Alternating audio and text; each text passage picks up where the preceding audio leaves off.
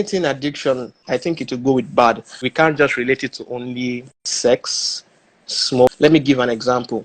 Okay. Some people are workaholics, like they are addicted to working. Hello everybody, how are you all? This is your girl Madima and this is Matters with Madima. You are welcome. For example, if I'm a workaholic, which is people who like to work, those kind of people, they might not have time for their family. They might not have time for their wives, for their kids, Yeah. for like the basic things the family needs. They will lack it because they are addicted to working.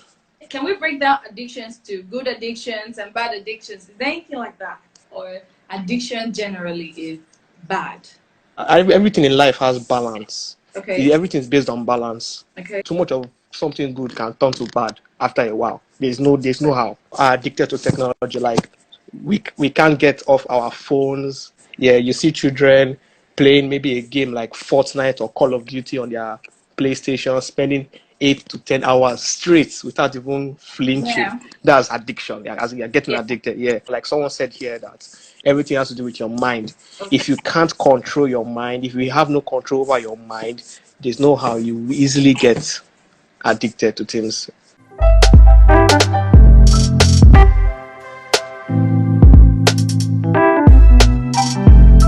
Okay, so basically when it's too much. Yeah, when it's too much, yeah. Bad. Okay, good. Yeah. Addiction is craving. Like you are craving for, you want more. Just like people who smoke, who do drugs, they always want more. It's like those drugs are like their life support. Without those drugs, they can die. That's one thing about smoking, and especially when you're first introduced to it. Okay, so things that could get people addicted include environmental influences, example, exposure to physical, sexual, or emotional abuse or trauma, substance use or addiction in the family or among peers, genotypical, probably your parents, when they were much younger, they did these things. These things got into their maroons and all of that and all of that. I'm sorry, it's not something you should get worried about. Please just be worried about trying to help yourself. Our beliefs, when you go to class every day with this belief that if I go to class, I'm going to really understand a lot, I'm going to learn better, and I'm going to pass my exams. When you basically have that belief, you see yourself going to class every day, and when it works out for you, you continue whatever you're doing. So this is another basic cause of these addictions that's actually in the society today. The basic thing is, let us try to cut down on what we believe on. Okay, so good. 3 X's in addictions, or 3 X's of addiction: smoking, stealing, and sex. It's not just sex, but sexual habits. Prevalence, which means a never enough compulsion, when you are never satisfied with what you just had. Reward response, there is a kick or unusual pleasant feeling associated with the addiction. Cessation, if an individual decides to break free from this habit, it's usually very difficult to handle him or herself.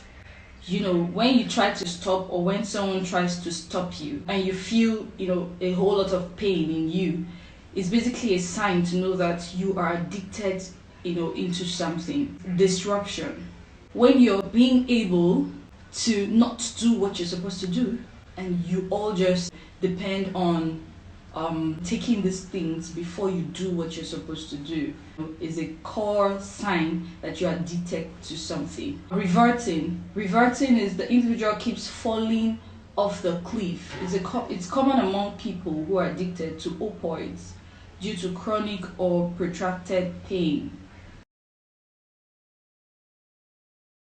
Drug addictions needs help from medical experts or therapists. Now, if you're out there and you're having this challenge, the best thing here is to meet a medical doctor, medical expertise, or a therapist to help you out.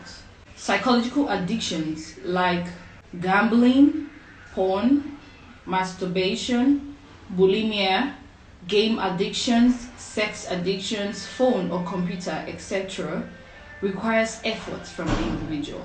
In breaking free from porn, masturbation, orgasm, or sex addiction, many people do refer to no-fap techniques. I believe it helps some people, but many always go on relapse due to peculiarity. NoFap is a website and community forum that serves as a support group for those who wish to avoid pornography and masturbation. Its name comes from the slang term fap, referring to male masturbation.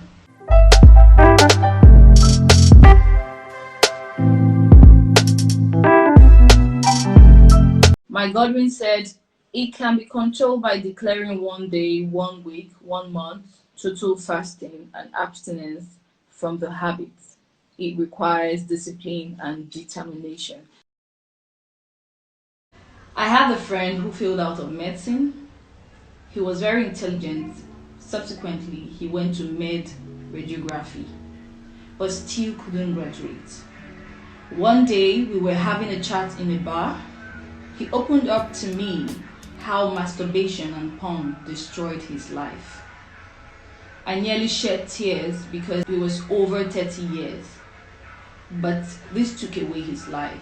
He was always going to physiology auditorium or law faculty or the premise, but he spends the night watching porn and masturbation and collecting 10% or 10p.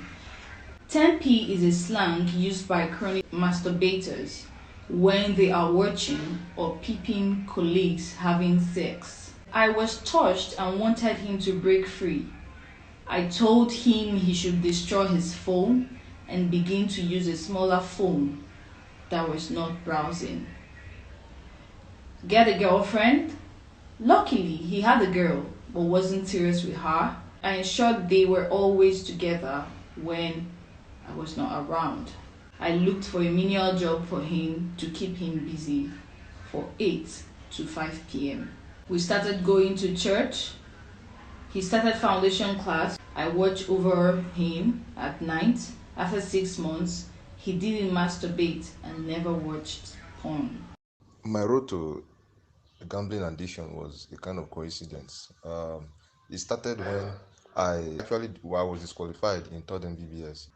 When I was disqualified, I became very depressed. At that point, I started partying and drinking, so I met the wrong people.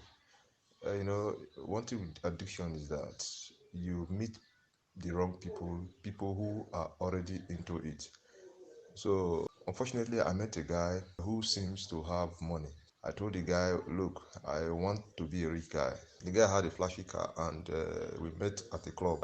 In the morning, he went to a betting shop. I saw him with tickets and the total stake was around 100K and he won. So I said, wow. So that was when he now introduced me. I felt I was intelligent enough. After all, if this guy can do it, I will. Actually, in my first game, I won over 400,000 or so, and this continued for a period of almost 2 years. And I was deteriorating because I wasn't winning. I wasn't having enough money on me. I could barely even wear clothes. I was trying to at least forget some of the side effects of this gambling addiction. I knew that there was a problem, but I didn't know how to break free. I was running away from my colleagues. I was always lying to them. One day I bumped into a friend. So luckily for me, I was able to confide in her what I was passing through. At this point now, I was able to realize that it was gambling, but I didn't know how to break free. So she told me, okay, what she was going to do is that she's going to provide an accommodation in the hostel. So that was when I came back to school. I was able to change my line and cut off from those people. In summary, it was depression, bad company that actually brought me into gambling.